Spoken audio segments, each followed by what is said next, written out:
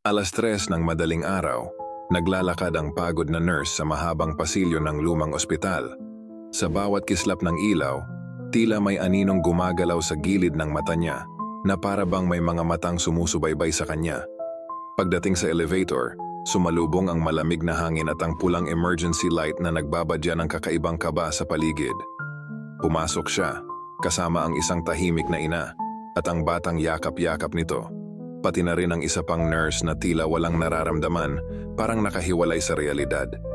Nagsara ang pinto. Habang bumababa, sumisikip ang katahimikan at ang mga tunog ng makina ay tila nagiging malabong bulong.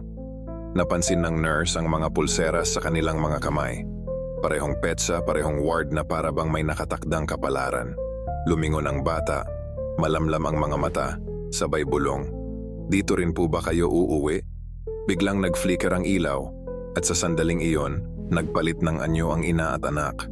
Maputla, parang walang buhay na parabang mga anino ng nakaraan. Napatingin ang nurse sa sariling pulso. May bago ring pulseras na hindi niya maalala kung kailan na ilagay. Pagbukas ng pinto, siya na lang mag-isa sa madilim na pasilyo. Sa ospital na ito may mga kwentong hindi na kailanman makalalabas at bawat ilaw na kumikislap ay paalala ng mga lihim na hindi matatakasan na tila ba ang bawat hakbang ay sumusulat ng isang hindi mababasang kapalaran.